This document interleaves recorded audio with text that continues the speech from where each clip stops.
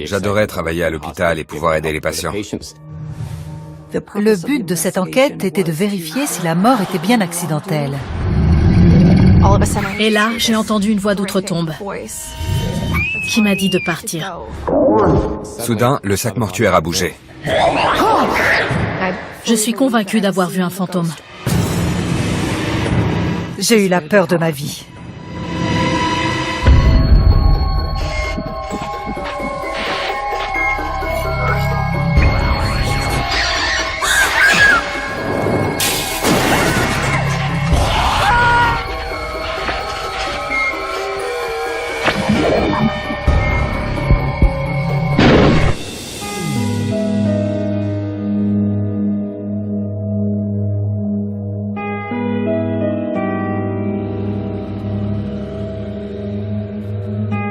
L'agent de sécurité Ron Weir travaille de nuit dans un grand hôpital. Je travaillais 12 heures d'affilée, soit de jour, soit de nuit. Cette fois-là, j'assurais le service de nuit, de 18h à 6h du matin. J'adorais travailler à l'hôpital et pouvoir aider les patients, veiller à ce qu'ils soient en sécurité. Ça nous arrivait d'aider le personnel soignant, surtout aux urgences. Notre bureau principal se trouvait juste à côté. On voyait vraiment de tout, de la tentative de suicide à l'accouchement. Nous devions, entre autres, nous assurer que certaines annexes étaient fermées à clé la nuit. Quand tout va bien, Ron aide les vivants. Mais ce soir-là, c'est de mort qu'il doit s'occuper. Malheureusement, notre travail consistait aussi à transporter les cadavres jusqu'à la morgue, avec respect et discrétion. Elle se trouvait au sous-sol de l'hôpital. On empruntait un ascenseur de service pour s'y rendre.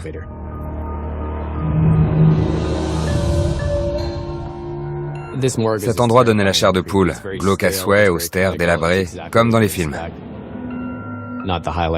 Brancarder un cadavre dans un sac mortuaire, ce n'était pas ce que je préférais dans ce métier. C'était pas rassurant. Quand il y avait personne pour réceptionner les cadavres, on était censé se débrouiller tout seul. Je détestais cet endroit. Le patient décédé était un homme de forte corpulence.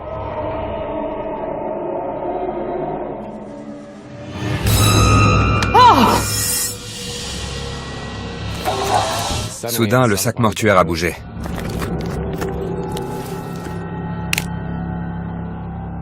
Quand j'ai vu ça, j'avoue que j'ai eu très peur.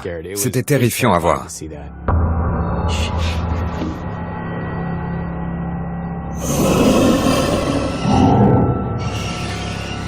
L'infirmière avait examiné le patient pour confirmer le décès. J'ai pu moi-même le constater en le mettant dans le sac mortuaire. Ron a vu un cadavre bouger dans un sac mortuaire. D'un point de vue médical, il a peut-être été témoin de ce qu'on appelle le signe de Lazare. Cela peut se traduire par un brusque mouvement des jambes ou des bras. D'un point de vue paranormal, lorsqu'un esprit n'est pas tout à fait prêt à quitter son enveloppe corporelle pour rejoindre l'au-delà, il peut tenter de se glisser de nouveau dans son corps ou de le manipuler physiquement. On m'avait prévenu qu'un mort pouvait bouger, mais je suis pas médecin. Ce genre de choses a beau arriver de temps en temps, je n'y avais encore jamais été confronté.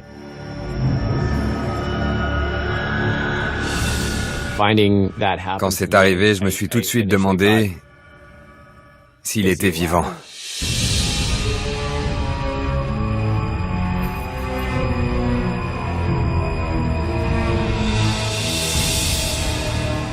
Mais ce que j'ai vu ensuite, la science ne peut pas l'expliquer.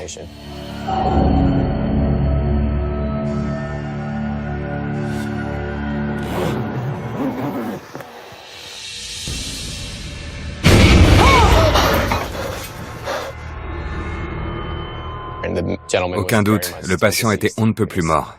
C'était effrayant. Et soudain, je l'ai entendu, comment dire...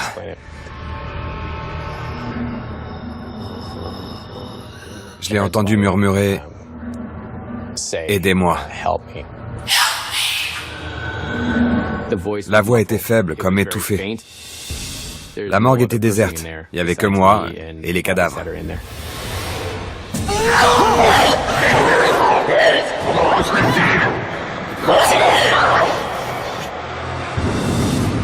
Oh bon sang! À l'aide! J'étais mort de peur. Au secours! Ron demande à un médecin de garde de venir l'aider. Il est vivant. Il vient d'ouvrir les yeux.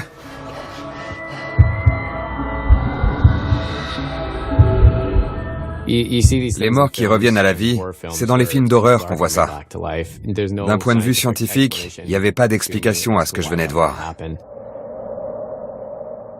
Le patient que Ron a entendu parler est bel et bien mort. Pourtant, il a bougé la main dans le sac. Je sais ce que j'ai vu. Quelque chose a bougé dans le sac mortuaire que je transportais. Pour les enquêteurs comme moi, les hôpitaux sont de véritables mines d'informations. On y trouve de tout. Des manifestations d'esprit, des voix désincarnées.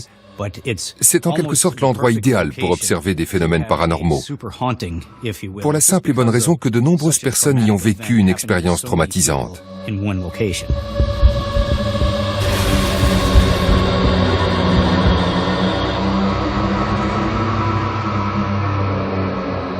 Ron tente de comprendre comment ce cadavre a pu émettre le son qu'il a entendu. Et bouger comme s'il était vivant. Ce corps que j'ai emmené à la morgue, c'était peut-être une âme errante. Je sais pas. Ça pourrait expliquer pourquoi il m'a demandé de l'aider. De toute évidence, je pouvais rien pour lui. J'ai fini de remplir les papiers et j'ai pris mes jambes à mon cou.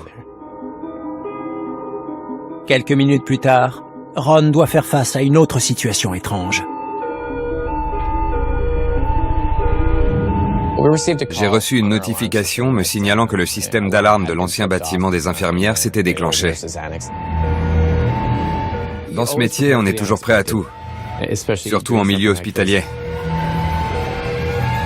Mais je connaissais pas l'histoire des lieux.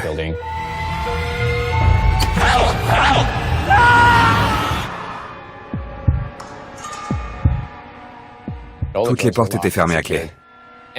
J'ai jamais aimé me rendre dans cette partie de l'hôpital parce que le bâtiment se trouve un peu à l'écart. Il a une vie qui lui est propre, comme un être humain. J'appréhendais toujours de devoir y aller la nuit. Cette nuit-là, l'appréhension de Ron prend une toute autre dimension.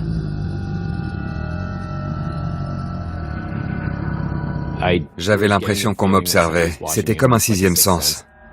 Mon cœur s'est mis à battre à 100 à l'heure. Je voulais pas rester dans ce bâtiment plus longtemps que nécessaire.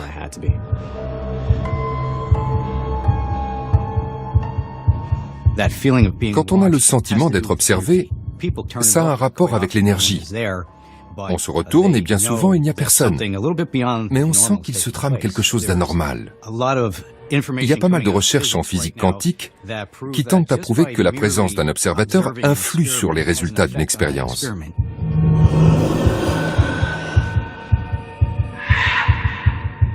Je me suis senti mal à l'aise dès que j'ai emprunté le couloir. C'est là que j'ai compris que l'alarme ne s'était pas déclenchée toute seule.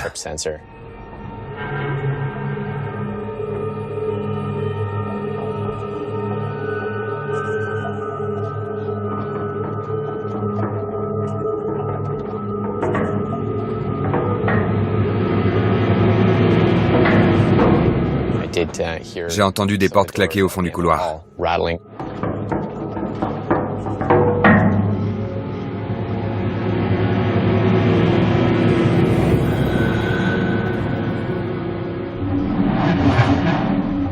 Le bâtiment était désert. Ça se bousculait dans ma tête. Je savais plus quoi penser.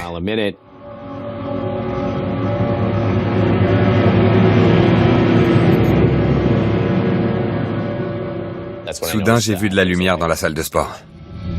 Ron sait qu'une minute plus tôt, cette pièce était plongée dans le noir. Je suis entré.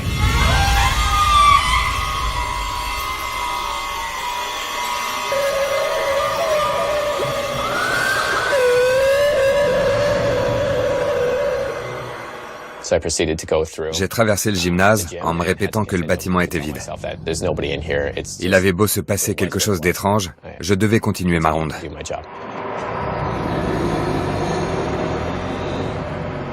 J'essayais de voir la situation de manière logique, même si je me sentais toujours un peu mal à l'aise. Je m'efforçais de rester professionnel malgré les circonstances.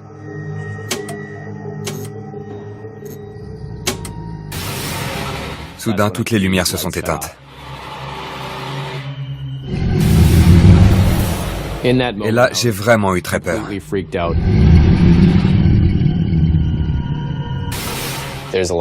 Plusieurs de mes collègues m'avaient dit avoir été témoins de phénomènes étranges dans cette même annexe.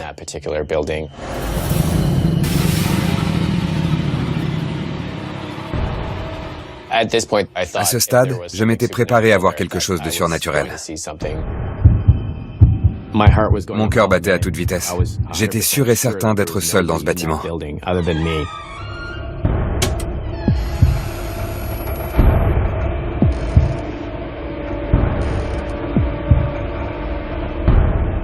Les lumières s'étaient de nouveau allumées. Les pires craintes de Ron sont sur le point de se concrétiser.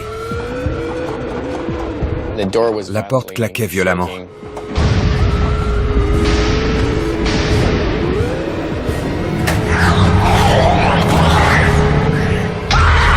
On aurait dit qu'il y avait quelqu'un.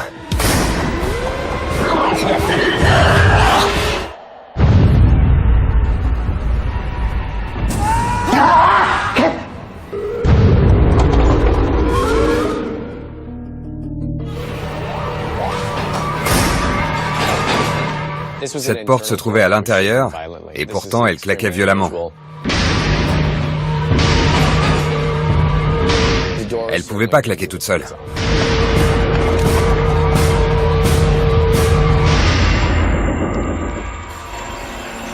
Ron éprouve un sentiment d'effroi.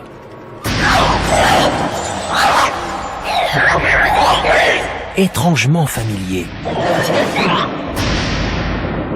Je crois qu'il y avait peut-être un lien entre le cadavre de la morgue et ce que j'ai ressenti dans le bâtiment annexe.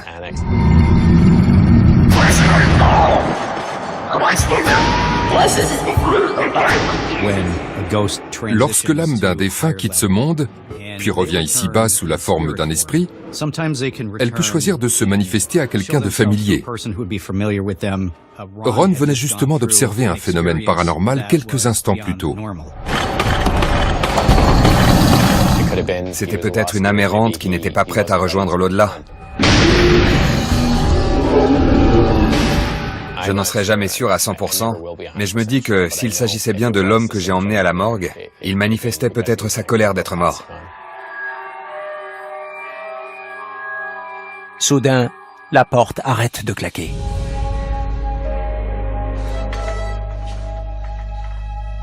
Je suis retourné inspecter la salle de sport.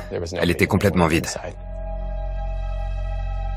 Ron est sous le choc. La seule explication qu'il parvient à trouver n'est pas rationnelle. J'étais peut-être censé être le dernier point de contact de cet esprit ici-bas.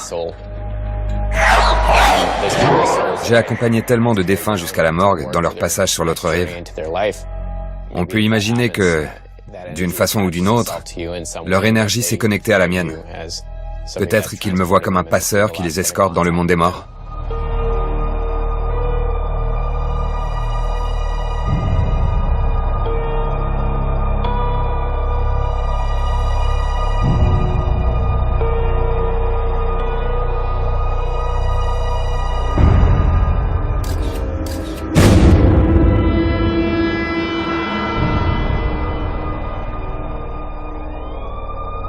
Au beau milieu de la nuit, dans une ville du sud des États-Unis, l'enquêtrice Marlene Pellisser est appelée en intervention. J'étais d'astreinte ce soir-là. Il était environ 2 heures du matin. Un enfant venait de mourir après s'être noyé dans une piscine. Le décès avait été constaté à l'hôpital. À l'époque, j'enquêtais sur tout ce qui touchait aux homicides et aux blessures concernant les enfants. Le but de cette enquête était de vérifier si la mort était bien accidentelle. Ces recherches éviteront peut-être à d'autres enfants de connaître le même sort.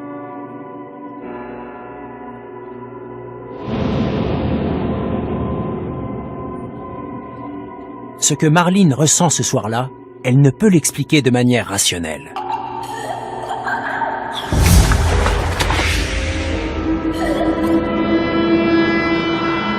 Je me souviens m'être sentie très mal à l'aise. Ce n'était pas un sentiment auquel j'étais habituée.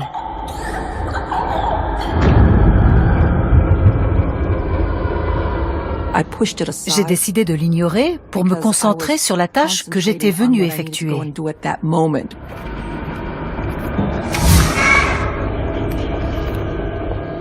Lorsqu'on enquête sur une affaire où un enfant a été victime ou témoin de violence, il est extrêmement difficile de ne pas s'impliquer émotionnellement, car on n'a qu'une envie, c'est de l'aider.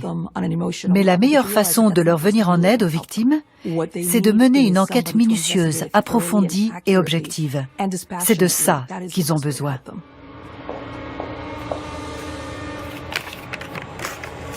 Bonsoir, j'aimerais consulter ce dossier. Je voulais à tout prix interroger les infirmières pour connaître la nature exacte des blessures et savoir ce qui, selon elles, avait bien pu les causer. Je leur ai demandé de me fournir tous les documents qu'ils avaient sur ce patient.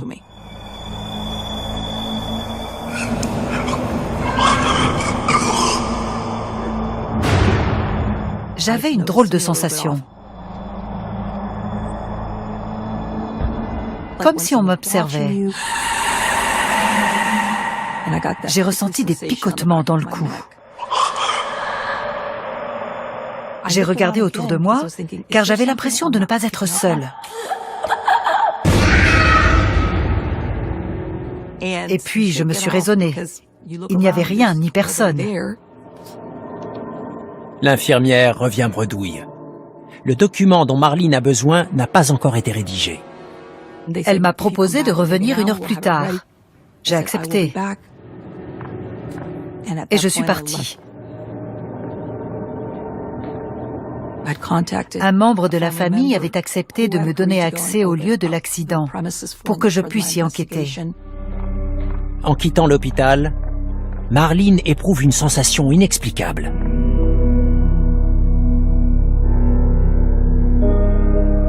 Ce sentiment ne m'a pas quittée, même dans ma voiture.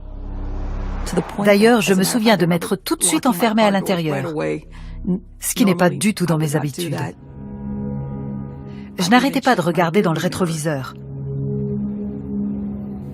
Ce soir-là, l'atmosphère était différente. Il y avait quelque chose qui clochait.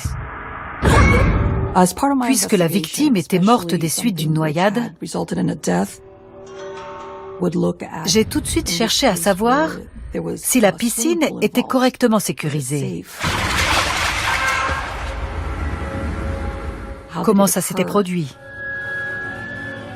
Je cherchais le moindre indice pouvant expliquer ce qui s'était passé. J'ai commencé par prendre des photos. C'est une étape très importante. J'ai photographié la piscine, la clôture qui l'entourait, les dispositifs de sécurité, les jouets du petit, l'accès au jardin. J'ai passé toute la zone au peigne fin pour ne rien oublier. Il n'y avait pas un bruit, il était environ 3 heures du matin. J'ai essayé de me représenter comment cet accident avait bien pu se produire.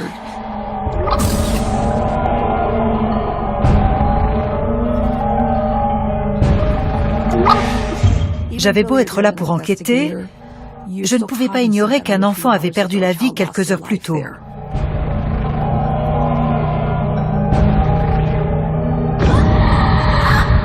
Je me sentais terriblement mal à l'aise. Je n'arrivais pas à comprendre pourquoi.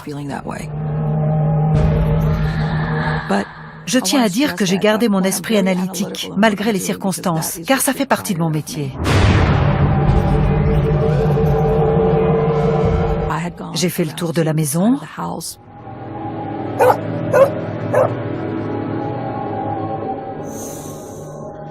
Soudain, j'ai entendu un bruit. Du côté de la piscine. J'étais terrifiée.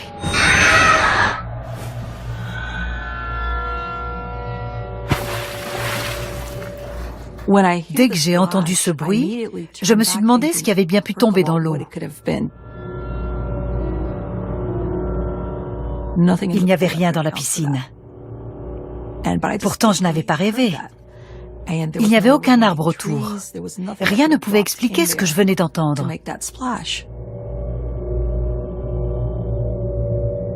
J'avais peur qu'un détail m'échappe. Quelqu'un se cachait-il dans les buissons? Je me souviens d'être restée là quelques instants à essayer de trouver une explication logique. Marlene s'aperçoit que la piscine est recouverte d'une bâche. Comment un objet aurait-il pu tomber dans l'eau? J'avais l'intime conviction qu'il se tramait quelque chose d'anormal, de surnaturel si je puis dire.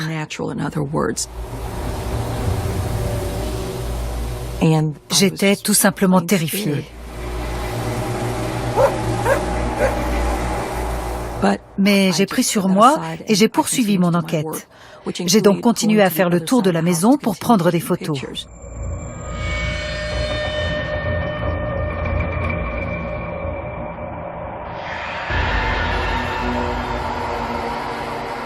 Et soudain, j'ai entendu un autre bruit.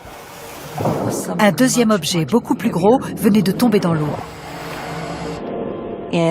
Aussi étrange que ça puisse paraître, on aurait dit le bruit d'un corps qui tombe dans la piscine.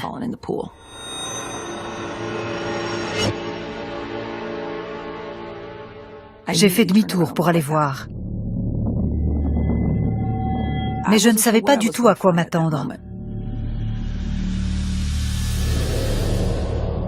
Une fois de plus, il n'y avait rien. Il a bien fallu que je me rende à l'évidence. La réalité ne correspondait pas à ce que j'entendais.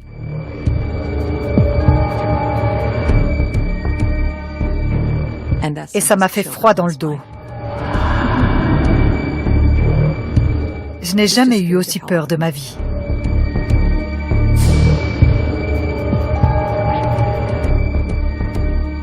Pourquoi vous n'êtes pas parti?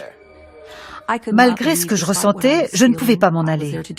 J'avais un travail à faire et cela impliquait, entre autres, de mener une enquête minutieuse dans les heures qui suivaient l'accident. Bien décidée à donner la parole aux défunts, Marlene poursuit son enquête à l'intérieur.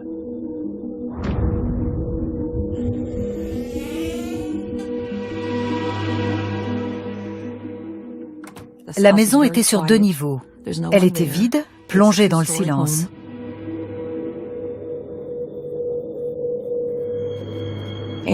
Personne n'avait le droit d'y entrer, car c'était une scène de crime.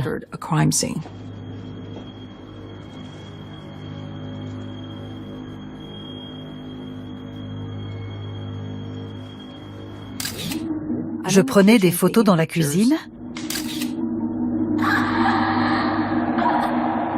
quand soudain, j'ai entendu un bruit.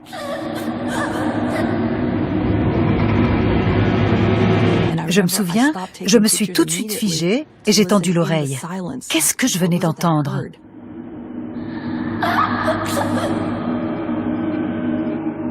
J'étais de nouveau mal à l'aise, comme si je n'étais pas seule.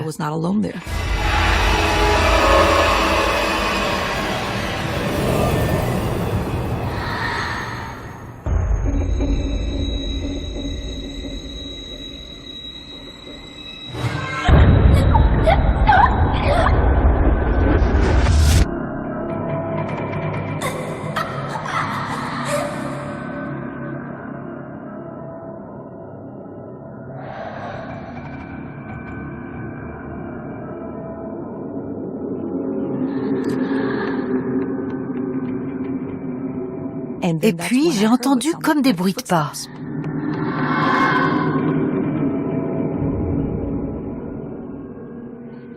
J'ai supposé qu'il y avait quelqu'un dans la maison.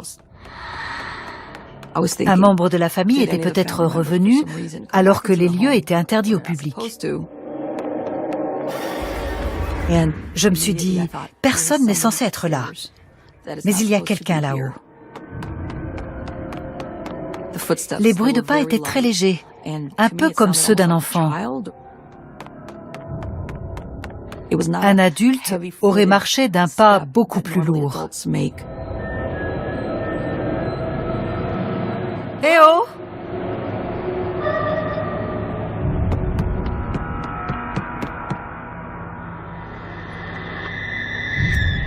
Y a quelqu'un? J'ai décidé d'aller à l'étage pour en avoir le cœur net.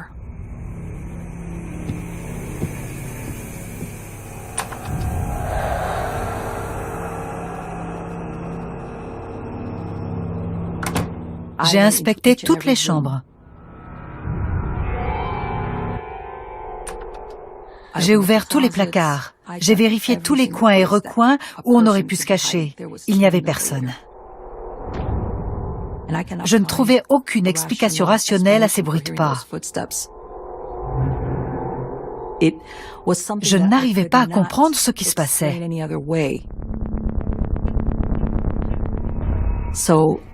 J'ai donc été obligée d'accepter que ces phénomènes étaient sans doute liés à l'accident dont avait été victime le petit garçon quelques heures plus tôt.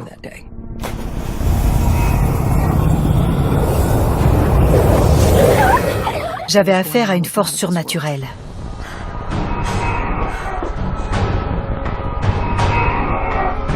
J'avais peur.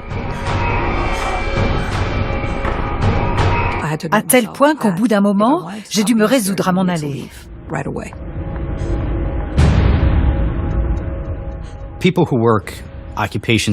Certaines personnes exercent un métier en rapport avec des événements traumatisants. Lorsqu'elles se retrouvent face à une victime se manifestant depuis l'au-delà, il peut arriver que cet esprit ou ce fantôme détecte leur sensibilité aux tragédies qui l'ont frappé et veuille entrer en contact avec elle.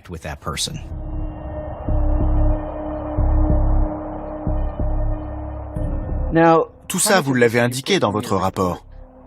Bien sûr que non, c'était hors de question. Si je l'avais mentionné, ça aurait compromis ma crédibilité. Je suis retournée à l'hôpital pour récupérer le rapport que j'attendais.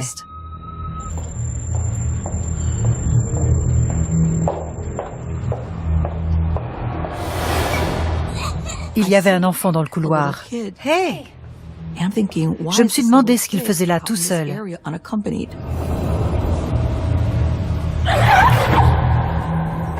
Il était 4 heures du matin. Pourquoi n'était-il pas avec un adulte?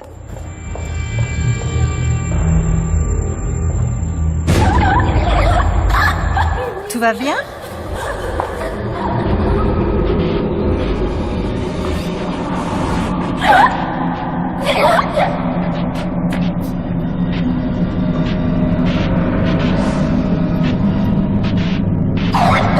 Ça va? Eh oh! Qu'est-ce que tu fais là?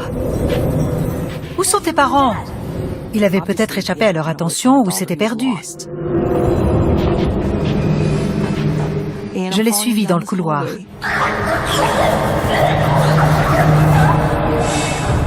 Et puis au détour d'un couloir, il avait disparu. Cet enfant n'avait nulle part où se cacher. J'en suis donc arrivée à la conclusion que c'était un esprit. Et pourtant, j'étais persuadée de courir après un enfant en chair et en os qui s'était perdu dans les couloirs de l'hôpital.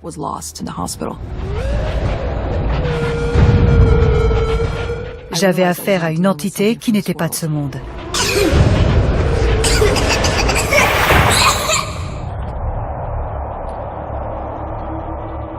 Je me suis dit qu'il s'agissait de l'esprit du petit garçon décédé. Il n'était peut-être pas conscient de ce qui lui était arrivé.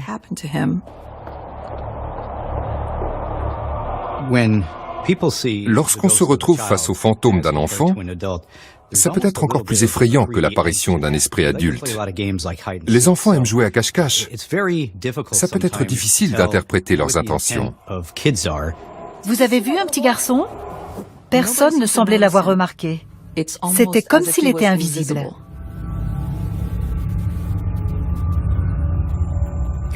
Dans certains cas, un fantôme peut apparaître à une personne et pas à d'autres. C'est souvent qu'il a un objectif précis, un message à faire passer, un contact à établir avec cette personne en particulier. Par ailleurs, tout le monde n'a pas la sensibilité requise pour déceler la présence d'un esprit.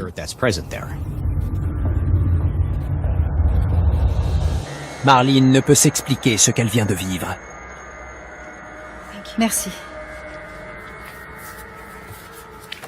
J'ai tout de suite consulté le rapport et quand j'ai vu la photo, la ressemblance avec l'enfant que j'avais vu était frappante. J'en ai eu la chair de poule.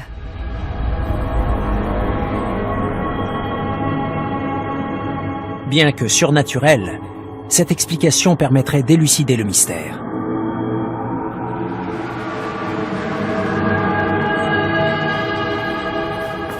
Je sentais qu'il s'agissait du même petit garçon. Il était conscient de ma présence. Le bruit dans la piscine, ça venait peut-être de lui. Quand j'ai inspecté la maison, c'est peut-être lui que j'ai entendu courir à l'étage. Lorsqu'un enfant se transforme en fantôme après sa mort, il reste dans le monde des vivants au lieu de rejoindre l'au-delà. Il n'est alors pas rare qu'il garde l'apparence qu'il avait à sa mort. Si un enfant décède à l'âge de 10 ans et que son esprit pense avoir 10 ans, alors il apparaîtra aux vivants comme un enfant de 10 ans. À la suite de cette expérience, Marlene ne verra plus jamais son travail de la même manière. Je me suis demandé pourquoi cet enfant m'était apparu à moi, une parfaite inconnue, plutôt qu'à sa famille.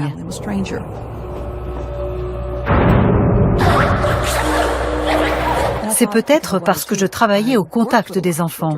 Mon métier, c'était justement de leur venir en aide. Il savait qu'il était mort, selon vous? Je crois qu'il ne comprenait pas bien ce qu'était la mort. Il était très jeune. Son décès était tellement soudain. Il voulait peut-être qu'on lui explique ce qui s'était passé et pourquoi sa famille ne pouvait pas le voir ni l'entendre.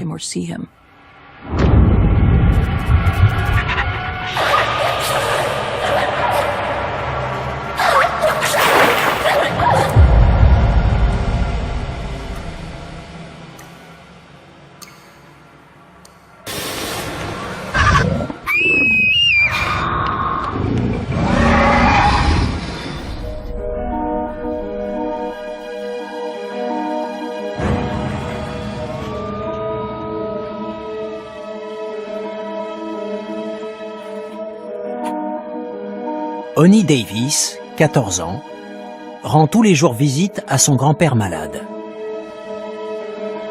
Il souffrait d'un cancer du poumon. Il avait été admis en soins palliatifs. Il n'avait plus longtemps à vivre. Pendant un mois, je suis allée le voir tous les soirs après les cours. Honey n'est pas seule au chevet de son grand-père. Sa mère est également là. J'étais très proche de mon grand-père. Je suis fille unique, ma mère aussi. On formait une famille très soudée. Ça va, papy? Mon grand-père a toujours été quelqu'un de très joyeux. Regarde, je t'ai fait une carte. Il s'efforçait de garder le moral, mais tout lui rappelait sa mort imminente.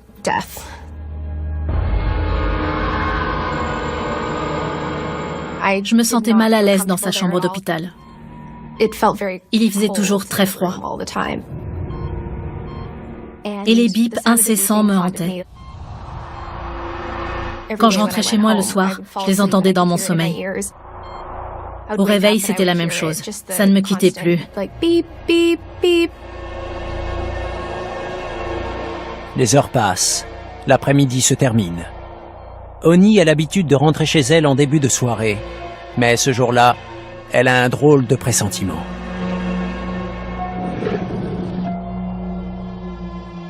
J'avais cours le lendemain, mais au dernier moment, j'ai décidé de rester encore un peu.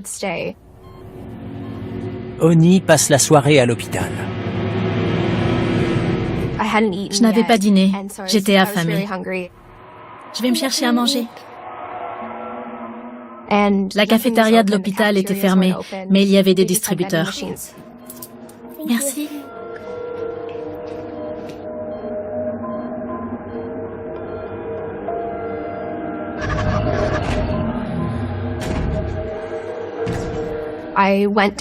Je suis descendue pour aller m'acheter une barre chocolatée.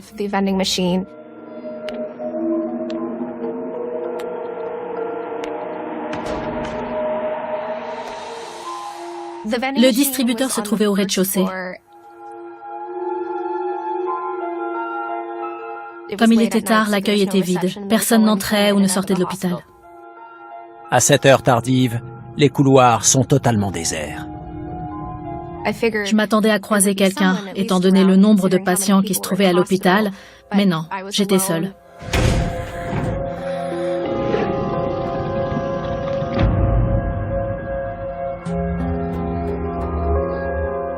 Je n'étais pas rassurée.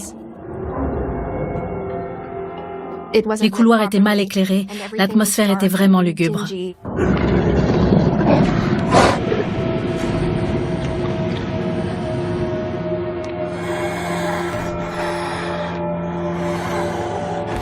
J'étais de plus en plus mal à l'aise.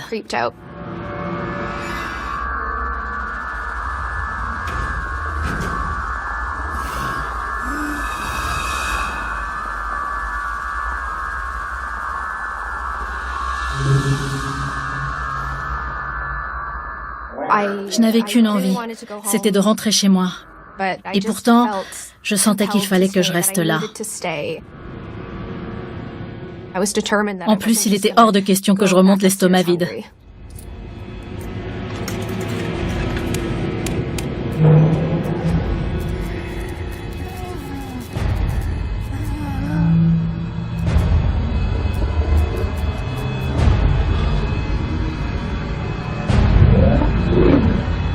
Et puis tout à coup, j'ai été parcourue d'un frisson.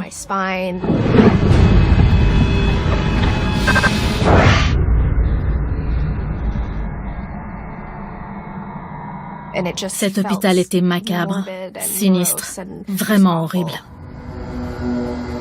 De nombreux individus ont des facultés psychiques qui sont innées.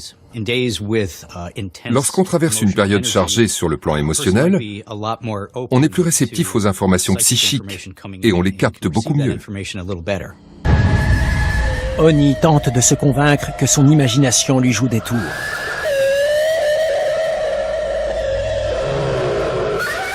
J'allais récupérer ma barre chocolatée quand soudain, j'ai entendu un bruit. On aurait dit une voix.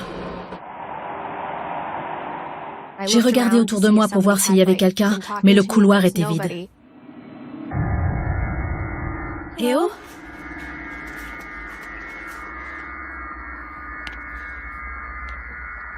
Il y a quelqu'un? Je n'emmenais pas large.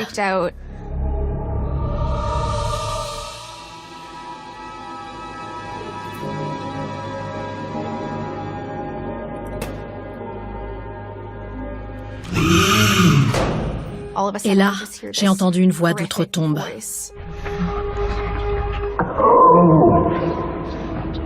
Elle m'a dit de partir, tout de suite. J'étais terrifiée. Il fallait que je m'en aille le plus vite possible.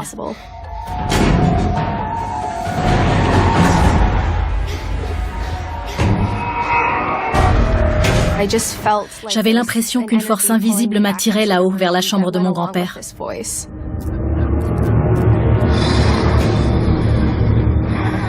J'ai traversé le couloir en courant et j'ai aperçu une silhouette. À ce moment-là, j'ai eu la peur de ma vie.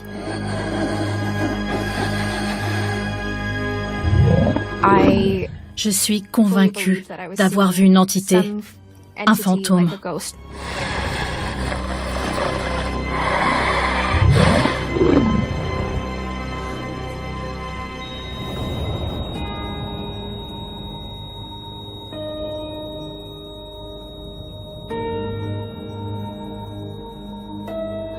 Quand je suis arrivée dans la chambre, mon grand-père était mort.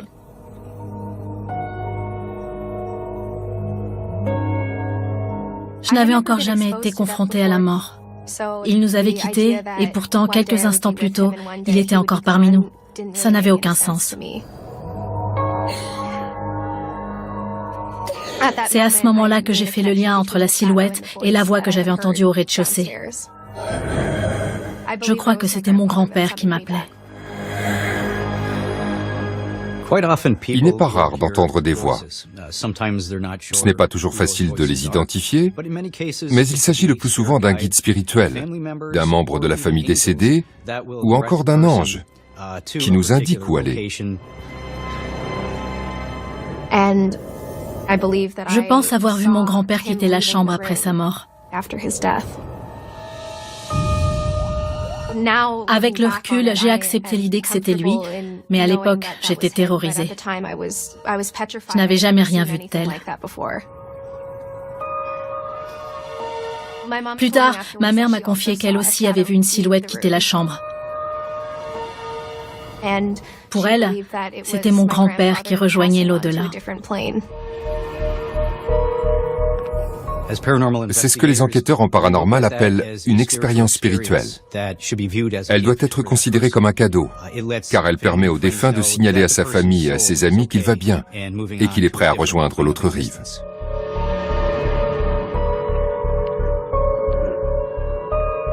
Avant, je pensais que les fantômes n'existaient pas. Maintenant, j'y crois.